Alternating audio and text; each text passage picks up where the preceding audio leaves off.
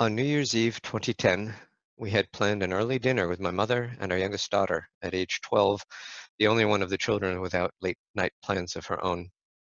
Louisa said she didn't feel well, so we checked and she did have a low-grade fever. 3 days later, her temperature was 106.1 and her blood work was consistent with a blood cancer, likely AML. In 1967, at the age of 5, I had my first research-related blood draw in the office of Dr. Harvey Weiss at Roosevelt Hospital in New York City. My mother found him through our New Jersey pediatrician when she was looking for a reason why we bruised so often and randomly and bled longer than anyone we knew. Our relationship with Dr. Weiss lasted for decades. He always provided us with the latest papers he'd published, pointing out the relevant information and printed pedigrees representing our family.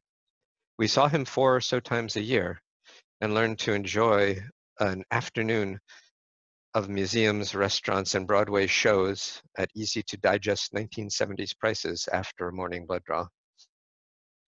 Dr. Weiss called it thrombocytopenia A because our platelets were low and the ones we had didn't function well. I learned to explain that to my doctors since it wasn't something that was part of standard medical teaching. We would go on to ask Dr. Weiss about AML, since both my grandfather and great-grandfather died of it at the age of 72, but there wasn't any genome sequencing or other testing at that time that could specifically identify a relationship between the two.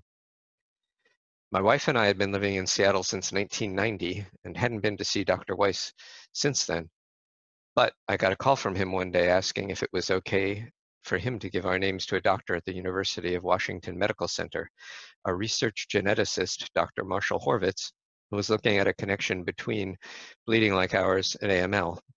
We said yes, and Dr. Horvitz took cheek swabs from my entire family and told us about the RUNX1 mutation.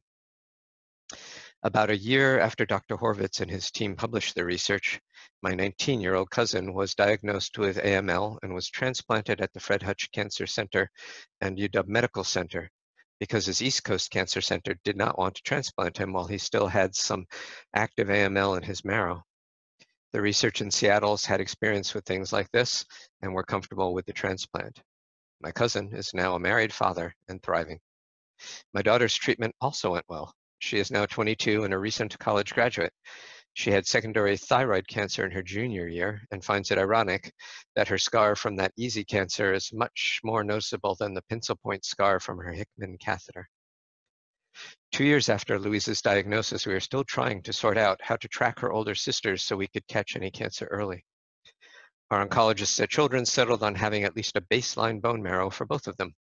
One looked fairly normal, but the other, while not showing any cancer, definitely wasn't normal.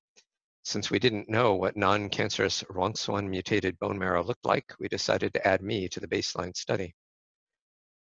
Through a referral from Dr. Horvitz, I had been to see Dr. Paul Liu and his team from the National Institutes of Health a few months earlier for their research. At that point, we hadn't done a bone marrow aspiration, but my platelet count had been lower than normal for me, although well in the range that they had seen with other RUNX1 patients.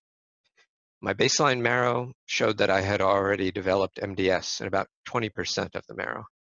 We didn't know how long I'd had it or how quickly it was progressing, but it was a mutation that would have been difficult to cure if it had developed into full AML. After 2 non-myeloablative transplants, I don't have AML anymore, and I was fully engrafted. I was eventually introduced to Tim Babich, who had been talking with Dr. Horvitz and Dr. Siobhan Keel, my oncologist, and he was funding research through his RUNX1 FPD Foundation. Meeting him was the first time in my lifetime seeing someone with a RUNX1 mutation who wasn't directly related to me. I had many questions. We found out that specific abnormalities we had attributed to the mutation, like hyperflexible connective tissue and mitral valve insufficiencies, were not present in other families. The foundation established by the Babich family continues to fund RUNX1 research projects worldwide. Their funded research may lead us to learn about new types of treatment opportunities or potentials for gene therapies that might be less harsh than standard marrow or stem cell transplants. It also created a platform for education and support within the RUNX1 community, now that we know that there is one. For me, this has been a 53-year journey.